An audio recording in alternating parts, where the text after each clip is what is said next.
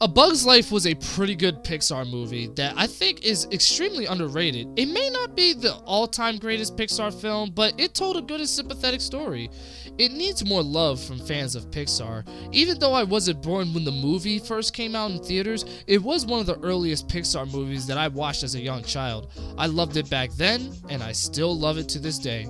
So, let's talk about it. A Bug's Life was directed by John Lasseter and was released in 1998. The movie revolves around an outcast ant named Flick, who makes a lot of inventions to help making harvesting grain a lot easier for the ants, but a lot of the ants heavily disapprove of it, seeing that he's just nothing more than an accidental prone ant, who's basically a burden on everybody.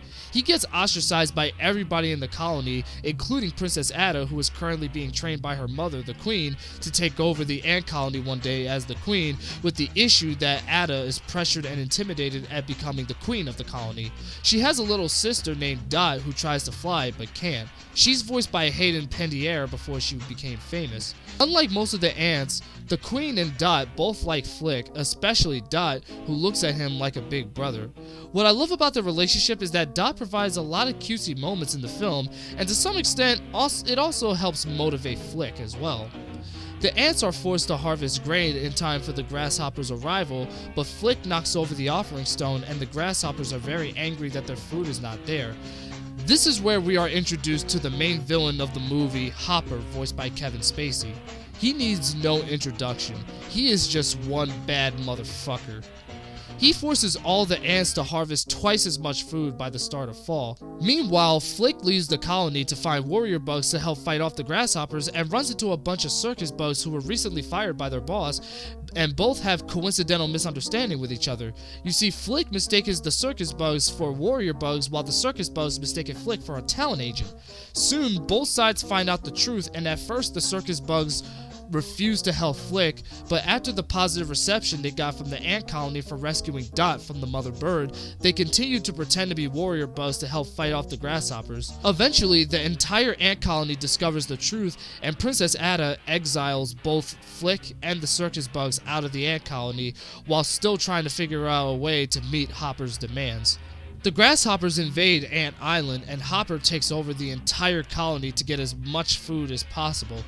His motives are somewhat similar to Frieza from the Dragon Ball series. Both are ruthless leaders who see other races as beneath them, and both fear that they will be overthrown.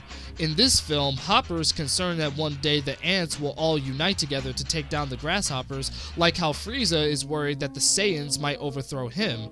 Therefore, he manipulates and takes advantage of the ants so that it doesn't happen. Dot discovers that her mother is going to be squashed by Hopper and flies off to find Flick so that he can help save the Queen and the entire ant colony from the grasshopper. At first, Flick refuses, saying that he's nothing but a failure, but Dot ends up convincing him. They go through with their plan of using a fake bird to scare off Hopper because he's afraid of birds, according to Princess Ada. However, the owner of the circus, P.T. Flea, burns down the fake bird, believing that the fake bird severely injured his circus bugs even though they were just pretending to get hurt. Hopper gets his pet Thumper to beat the holy shit out of Flick, and if you don't know who Thumper is, well, let's just say he's really fucking crazy. All the ants unite together to defeat the grasshoppers, much to Hopper's fear, but a huge rainstorm happens, and Hopper uses this as an advantage to capture Flick. Flick lures Hopper next to a bird's nest that's occupied by the same mother bird that was trying to eat Flick and his friends earlier in the film. At first, Hopper thought this one was fake too, but upon learning that the mother bird is real, he tries to run away, but the mother bird captures him and feeds him to one of her babies. I completely forgot about how awesome of a death scene this was.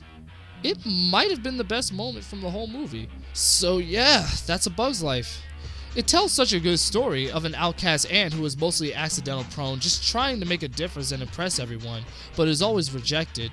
It was his heroism that ended up earning the respect of everyone in the ant colony, including the circus bugs, who at first didn't want anything to do with him, but their relationship with the ant colony grew closer and closer as the film progressed.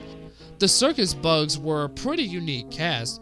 There was Slim the Walking Stick, voiced by David Hyde Pierce, Heimlich the Caterpillar, voiced by Joe Raft, Francis the Male Ladybug, who was always mistaken for a female, voiced by Dennis Leary, Manny the Praying Mantis, voiced by Jonathan Harris, Gypsy the Gypsy Moth, voiced by Madeline Kahn, Rosie the Black Widow Spider, voiced by Bonnie Hunt, and Tuck and Roll, the twin Pillbug brothers, voiced by Michael McShane. I don't know what it is, but these characters are so relatable. That's what made their relationship with Flick all the more special, because Flick was an outcast being rejected by his fellow ants, while the Circus Bugs were being rejected because a lot of bugs hated their comedy acts. Not to mention, they were fired by PT and had no idea what their futures were going to look like.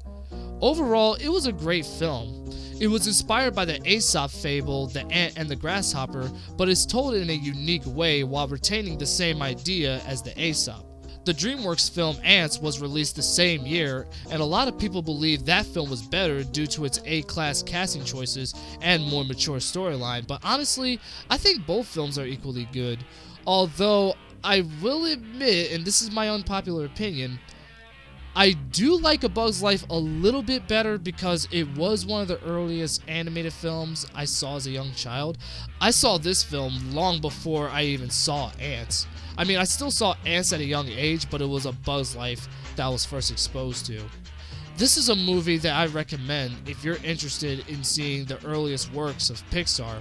By the time you're done watching the film, it will leave you with a good feeling that even the most unattractive people in their group can prove that they are more than misfits.